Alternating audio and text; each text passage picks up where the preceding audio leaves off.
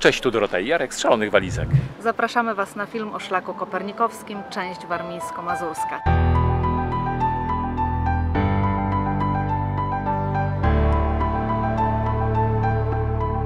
Nie mogliśmy tego filmu zacząć nigdzie indziej niż przy ławeczce Kopernika w Olsztynie. I przy tym wyświechtanym nosie powiem Wam, że jak będziecie w Olsztynie przy zamku i przy ławeczce Kopernika, to koniecznie podszyjcie ten nos, dlatego że to jest dobra wróżba, żeby właśnie tutaj wrócić. Okazja do nagrania tego filmu jest nie byle jaka, dlatego że w 2023 roku przypada 550. rocznica urodzin Kopernika. Kopernik spędził na Warmii aż 40 lat, czyli większą część swojego życia. Ten szlak obejmuje tak naprawdę 3 województwa, bo oprócz warmińsko-mazurskiego jeszcze kujawsko-pomorskie i pomorskie, o których to częściach też Wam w dalszej części tego filmu wspomnimy. A teraz nie ma co gadać więcej. Zobaczcie z nami, jak ten szlak wygląda na Warmii i Mazurach. Lecimy!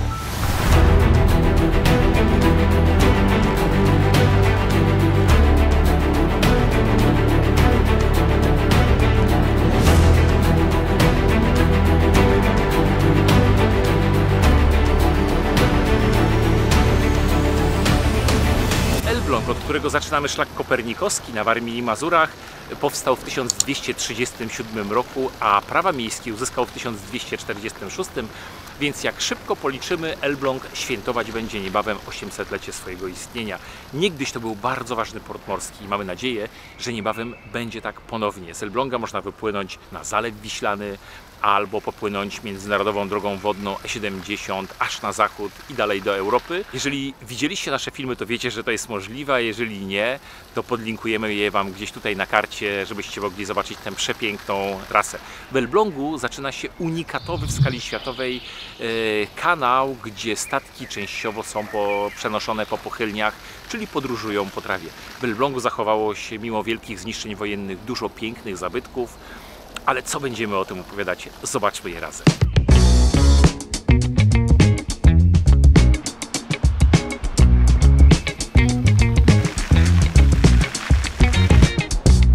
Stoję obok jedynej zachowanej bramy z murów miejskich Elbląga, a obok mnie taka ciekawostka.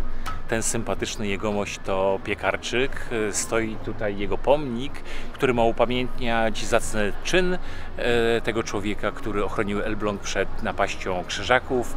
Obudził się w nocy, zobaczył, że krzyżacy nacierają, drewnianą łopatą przeciął sznur, który podtrzymywał linę, która podtrzymywała bramę. Brama opadła, no i jakby wstęp do zamku został zamknięty. Taka to historia.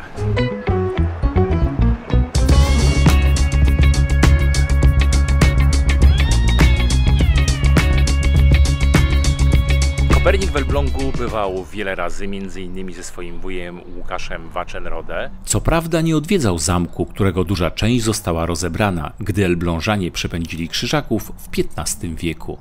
Pozostało jednak podzamcze i fundamenty zamku. Dziś znajduje się w nim Muzeum Historyczno-Archeologiczne i można podziwiać przepiękne wystawy, na przykład dawnej wikińskiej osady Truso, ale też gorąco polecamy Wam taką prezentację 3D, gdzie można zobaczyć, jak dawniej wyglądało Stare Miasto w Elblągu.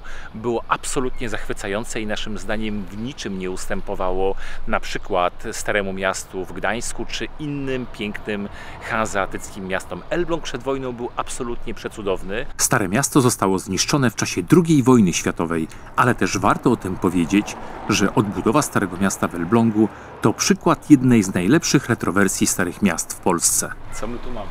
Ścieżka kościelna, to w ogóle bardzo ciekawa uliczka, bardzo wąska, która była najkrótszym przejściem między 3 kościołami w Elblągu. Prowadziła od kościoła Świętego Ducha, przechodziła obok największego, najwyższego w Elblągu kościoła Świętego Mikołaja i wiodła do kościoła, w którym obecnie znajduje się Galeria L. I my, odwiedzając te wszystkie miejsca, właśnie w tamtą stronę zmierzamy. Polecamy Wam nie omijać kościoła Świętego Mikołaja, a właściwie wieży kościoła Świętego Mikołaja. Ma 95 metrów i jest najwyższą w Polsce wieżą po prawej stronie Wisły. I widok z panorama z niej jest przepiękna. My tu kiedyś byliśmy, wracamy jeszcze raz zobaczyć, co się zmieniło, bo Elbląg i elbląska Starówka cały czas się rozbudowuje, przebudowuje, odbudowuje. więc warto sobie co jakiś czas wracać i porównywać efekty tych prac. Powiem Wam, że te 95 metrów w górę to nie jest betka, więc lepiej tego nie robić po obiedzie i też może jak się da, to trochę potrenować wcześniej.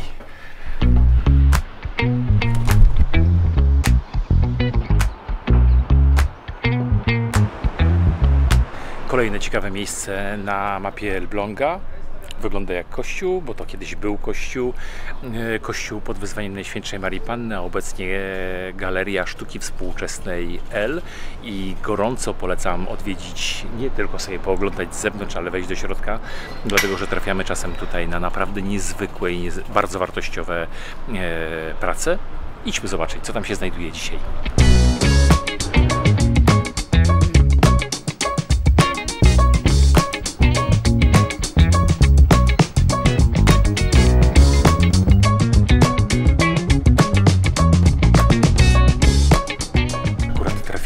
W Galerii L na wystawę poświęconą odbudowie rekonstrukcji Starego Miasta w Elblągu. Mamy czerwiec 2023. Nie wiem, kiedy będziecie oglądali ten film, ale akurat teraz jest prezentowana taka wystawa. Jeszcze warto też przypomnieć, że wstęp do galerii kosztuje 10 zł dla osób dorosłych. Na przykład tutaj widoczna jest makieta tego, co było i co później odbudowywano. Kochani, zupełnie zapomniałem Wam powiedzieć o jednej ważnej rzeczy. Ta koszulka, którą mam na sobie, to nie jest żadna przypadkowa koszulka. Rok 2023 to jest rok urodzin Kopernika, 550. rocznica urodzin i z tej okazji odbył się konkurs na grafikę poświęconą temu rokowi. I ten konkurs wygrała warmińska artystka Agnieszka Markowicz i ta grafika znajduje się na tym t-shircie, więc jeżeli gdzieś będziecie mogli znaleźć takie t-shirty, to też je polecam. Zacne. Zobaczcie, jak to wygląda. Bardzo ładne.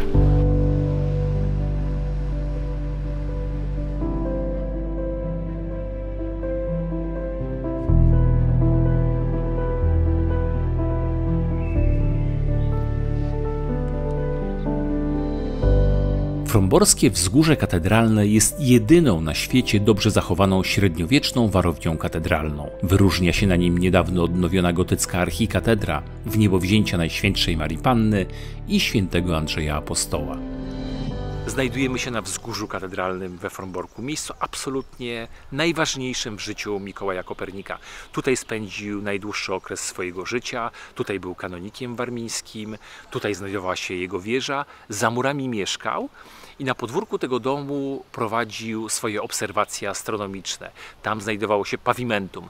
Tak naprawdę poszukiwania tego dokładnego miejsca, gdzie te obserwacje były prowadzone, wciąż trwają, a dziś warto tu przyjechać, żeby zobaczyć odnowioną, odremontowaną katedrę, miejsce prawdopodobnego pochówku Mikołaja Kopernika. Tu się znajduje również Muzeum Mikołaja Kopernika, za murami Szpital Świętego Ducha, wieża wodna, chyba najwyższa, o ile dobrze pamiętam, w Polsce. Jest bardzo fajny port nadzalewowy we Fromborku, do którego można zapłynąć i poza Fromborkiem jest też taka cicha, nadzalewowa plaża, która różni się od tych obleganych bałtyckich plaż z parawanami, więc jak komuś jest za gęsto, to można przyjechać, pochillować do Fromborka. Fromborska archikatedra to największy kościół Warmii. Trójnawowy o długości prawie 100 metrów i wysokości ponad 16. Na uwagę zasługują w nim bogate barokowe zdobienia i organy z XVII wieku. Tutaj został pochowany również kanonik warmiński Mikołaj Kopernik. Dzieło życia Mikołaja Kopernika o obrotach sfer niebieskich, jeszcze to poprawiane ręką Retyka, który pomagał Kopernikowi w jego wydaniu, było we Fromborku do pierwszych wojen szwedzkich. Zostało przez Szwedów stąd wywiezione i prawdopodobnie przez ten czas, od połowy XVI wieku, tego pierwszego wydania we Fromborku nie było aż do tej chwili, czyli do 550. rocznicy urodzin Mikołaja Kopernika, gdy na krótki czas zostało wypożyczone do Fromborka z książnicy kopernikańskiej z Torunia. Zobaczmy, jak piękna jest ta księga, a tak naprawdę jak cenna, jak wartościowa, bo przecież niezwykłą wiedzę zawiera.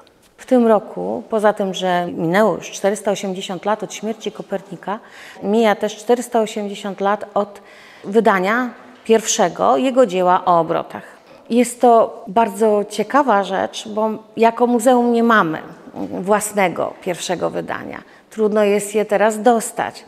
A to wydanie jest o tyle ciekawe, że ono wzbudziło dużo emocji, bo przecież Kopernik swoje dzieło zatytułował o obrotach, a tytuł wydania jest o obrotach sfer niebieskich. Znajdują się egzemplarze, na których to sfer niebieskich jest wykreślone, ale nie tutaj. W tym egzemplarzu jest pełny tytuł wydawcy, bo wydawca bał się, że to dzieło wzbudzi zbyt duże emocje, zbyt dużą rewolucję i tak wzbudziło, ale trochę została ona odsunięta w czasie.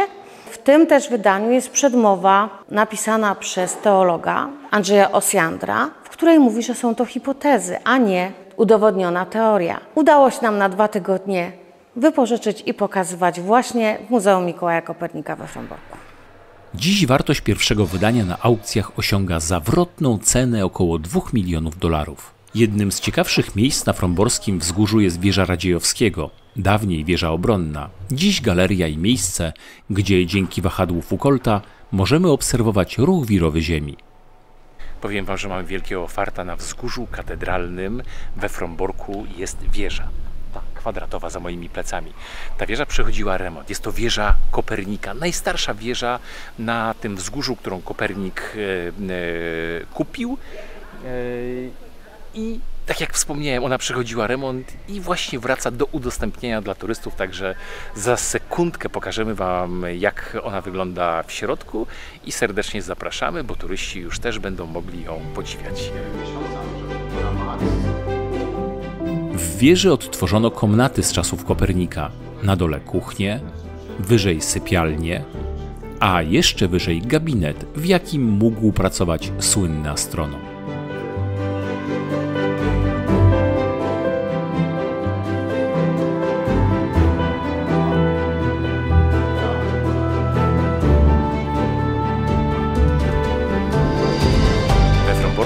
Wzgórza Katedralnego polecamy gorąco to miejsce, Szpital Świętego Ducha.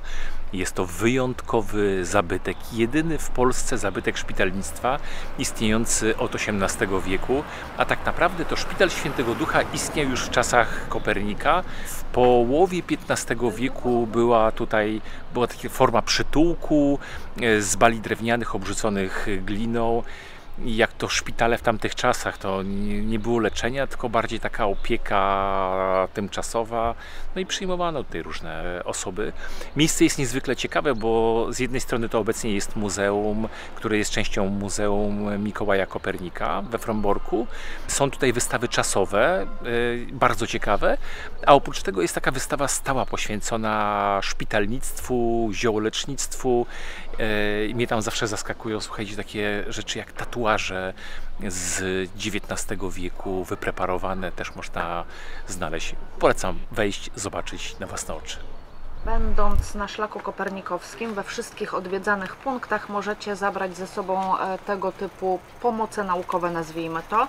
Między innymi mapa z super wyznaczonym szlakiem. Tutaj jest pokazany i szlak pieszy, i szlak kajakowy, rowerowy, jak i drogowy. Z drugiej strony są poopisywane wszystkie miejsca, więc bardzo fajna rzecz. Ja jestem akurat analogowa, więc zawsze korzystam z tego typu map i wspomagaczy. Jarek natomiast jest cyfrowy. On korzysta z wszelkiego rodzaju aplikacji, stron internetowych i tym podobnych. Jest tutaj książeczka opisująca wszystkie miejsca, ale też dla dzieciaków. Quizy, zagadki, wklejanki, malowanki. Jak również bardzo ciekawa rzecz, paszport turystyczny i tutaj zbieracie pieczątki ze wszystkich odwiedzonych miejsc. Także to jest też takie fajne wyzwanie, żeby zebrać wszystkie pieczątki, żeby odwiedzić wszystkie miejsca na szlaku kopernikowskim. Tutaj mówimy o części warmińsko-mazurskiej.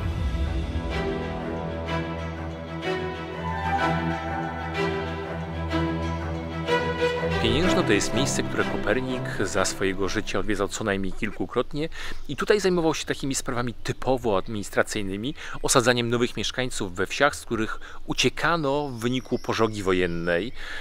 Natomiast dziś do Pieniężna moglibyśmy na przykład Was zachęcić do odwiedzenia Muzeum Werbisu, natomiast to muzeum obecnie jest w remoncie. Ma zostać oddane do użytku w 2024 roku. Jeżeli oglądacie w tym czasie ten film, to sprawdźcie najpierw stronę muzeum, czy na pewno jest ono już czynne, a jeżeli będzie czynne, jedźcie i zobaczcie, co oferuje.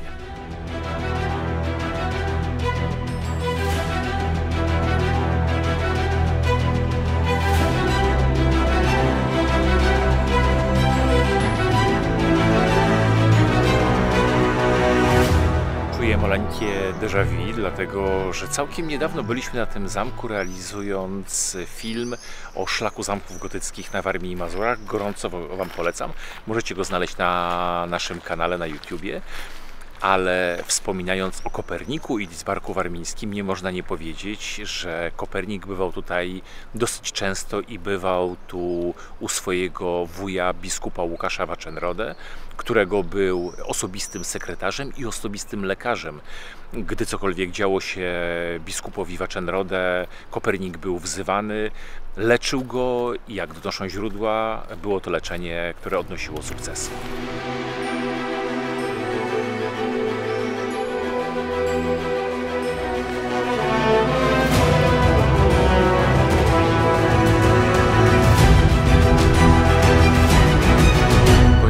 Ciekawostkę podczas czyszczenia ścian zamku w Lidzbarku Warmińskim na pierwszym piętrze w Krużgankach odkryto bardzo ciekawą rzecz, taki znak nieskończoności, który podejrzewa się, że mógł być wykonany ręką Mikołaja Kopernika. Tu kilka jest w ogóle takich średniowiecznych graffiti. Duża ciekawostka i tylko z gości zamku pasował do tego typu znaku Mikołaj Kopernik. Na 90% to było zrobione przez Kopernika.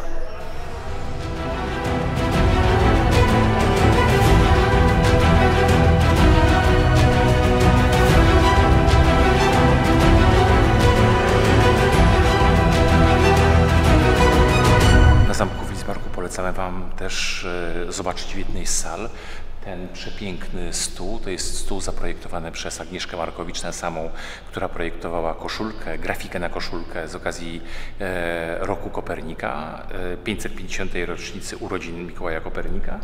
Ona zaprojektowała ten stół, a ten stół został wykonany przez taką bardzo dobrą stolarnię z Warmii i Mazur.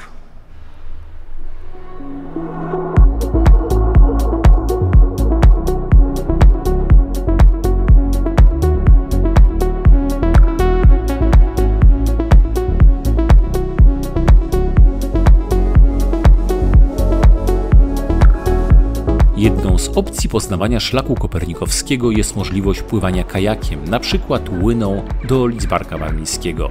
I my tę opcję bardzo polecamy. Blisko łyny na niewielkim wzniesieniu zobaczymy piękną oranżerię Krasickiego, położoną wśród ukochanych przez księcia poetów ogrodów. Dziś mieści bibliotekę pedagogiczną i galerię. Będąc w Lidzbarku nie można zapominać też o jeszcze jednym ważnym elemencie, a mianowicie o uzdrowisku Lidzbark Warmiński.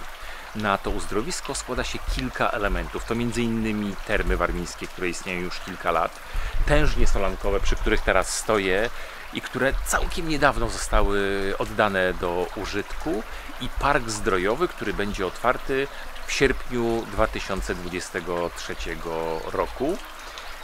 I w tym czasie również Lidzbark Warmiński zostanie oficjalnie dopisany do listy uzdrowisk w Polsce. A ja tymczasem idę sobie pooddychać pełną piersią.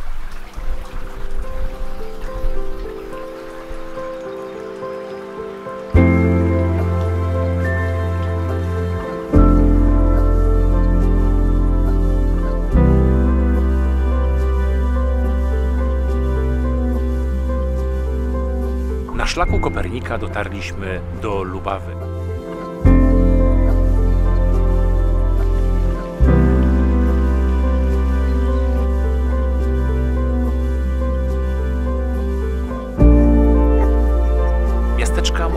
mało znanego w życiorysie Kopernika, ale miejsca, które odegrało w jego życiu niezwykle ważną rolę.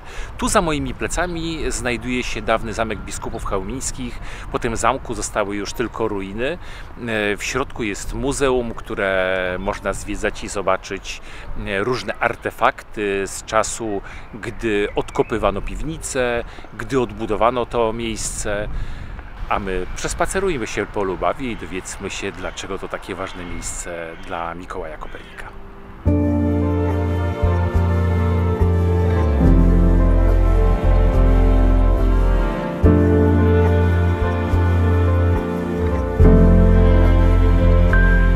Powiedzcie tak zupełnie szczerze, z ręką na sercu, kiedy ostatnio spacerowaliście po uliczkach swojego miasta?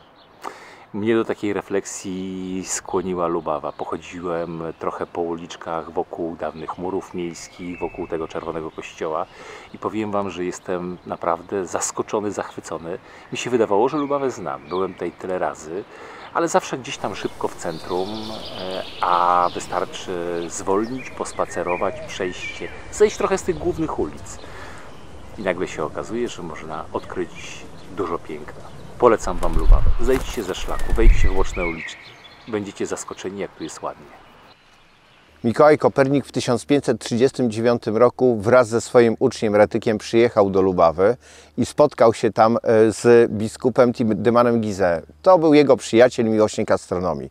I na Zamku Lubawskim Mikołaj Kopernik był przekonywany do tego, właśnie przez tych dwóch panów, by opublikował drukiem swoje dzieło. Kopernik nie chciał publikacji dzieła De Revolutionibus. Obawiał się szyderstwa i niezrozumienia, natomiast przez kilkutygodniowy pobyt w Lubawie Mikołaj Kopernik został przekonany do publikacji drukiem swojego dzieła De Revolutionibus.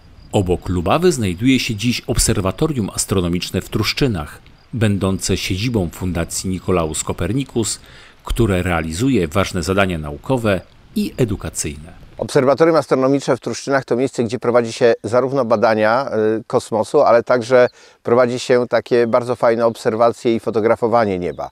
Do tych profesjonalnych obserwacji służy instalacja europejskiej sieci zbudowanej przez Polską Agencję Kosmiczną, która służy do obserwowania niskich orbit, które są wokół Ziemi i do poszukiwania tych obiektów, które krążą wokół Ziemi, które będą wchodziły w ziemską atmosferę. Tak naprawdę do monitorowania kosmicznych śmieci. To jest ta część naukowa, którą zajmuje się obserwatorium. Natomiast my również prowadzimy takie obserwacje, powiedzmy amatorskie, i te obserwacje można obejrzeć w sieci, w internecie. Bardzo dużo filmów i produkcji z obserwatorium jest na YouTubie, na naszym kanale Nicolaus Copernicus Observatory, a także na naszym Facebooku Obserwatorium w Truszczynach. Niezwykle ważnym miejscem w życiu Kopernika był też Olsztyn i jego zamek, którego skutecznie bronił przed atakami krzyżaków. Tutaj też kontynuował obserwacje astronomiczne, ale pisał też rozprawy ekonomiczne.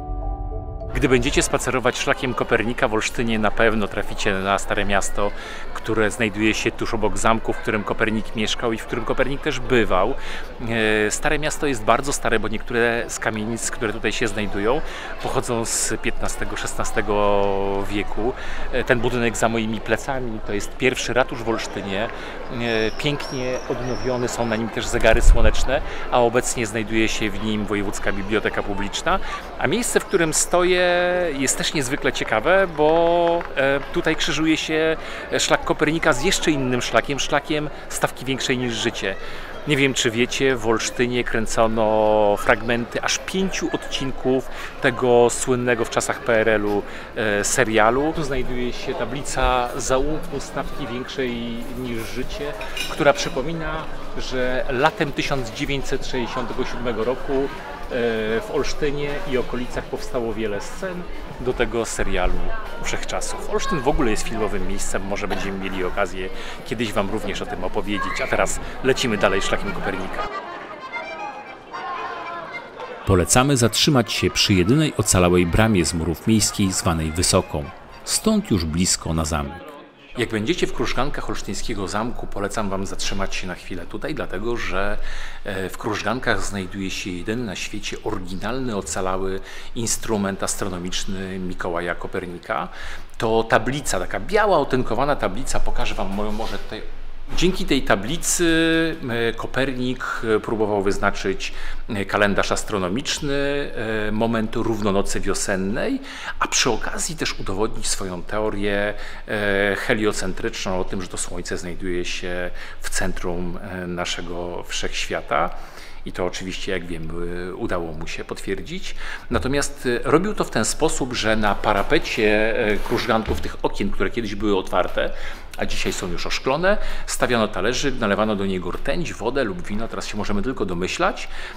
Ruch słońca odbitego na tej ścianie miał wyznaczyć linią prostą moment równonocy wiosennej. Część tych linii to są takie gigantyczne hiperbole, a jedyna linia jest prosta i ta linia możecie ją rozpoznać po tym, że ona jest oznaczona cyferkami. Także polecam to miejsce gorąco.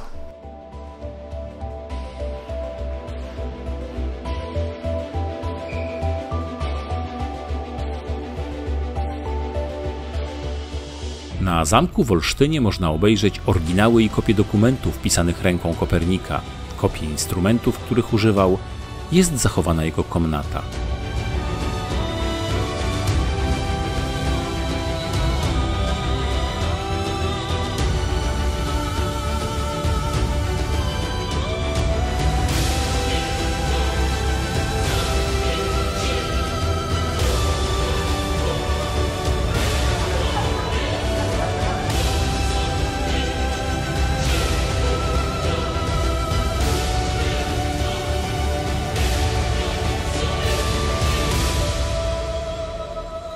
Spójrzcie na to miejsce za moimi plecami w Olsztynie. Miejsce, które z zewnątrz wygląda jak jakiś magazyn, skład budowlany. Absolutnie nie rzuca się w oczy, dwa parterowe budynki obok siebie. A w środku znajduje się pierwszy projekt wyjątkowego, wybitnego architekta, modernisty okresu przedwojennego i powojennego, Ericha Mendelssohna, jednego z najwybitniejszych ludzi Olsztyna obok Mikołaja Kopernika, który w Olsztynie się urodził. To miejsce za moimi plecami to jest pierwszy projekt Ericha Mendelssohna, którego on się chyba trochę jeszcze wstydził, bo on był realizowany w czasach studenckich na zlecenie gminy żydowskiej. Jest to dom przedpogrzebowy, czyli Bet Tahara. Wejdźmy do środka, by zobaczyć, co to miejsce skrywa, ponieważ, tak jak powiedziałem, z zewnątrz jest absolutnie niepozorne, a wewnątrz znajduje się tak jakby drugi budynek z osobnym sklepieniem w kształcie piramidy z pięknymi mozaikami i pięknymi malowaniami.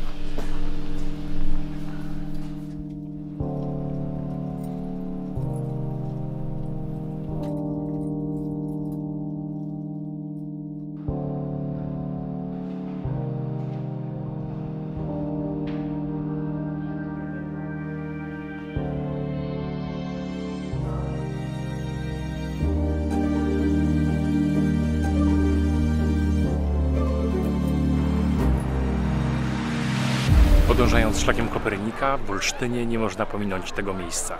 Jezioro Krzywe, warmińska nazwa Ukiel, największe z jezior w Olsztynie. My jesteśmy w tej chwili przy plaży miejskiej. Piękna plaża, to jest jedna plaża, tam jest dalej druga plaża, kilka przystani jachtowych. Absolutnie piękne miejsce do wypoczynku, wypożyczalnia sprzętu pływającego, różnych sprzętów, również na inne pory roku. Piękne miejsca do nurkowania, wiem, bo nurkowałem wielokrotnie, nurkuję tutaj. No, naprawdę nie omijajcie tego miejsca. Polecamy gorąco. Zobaczcie zresztą sami, jak to jest pięknie.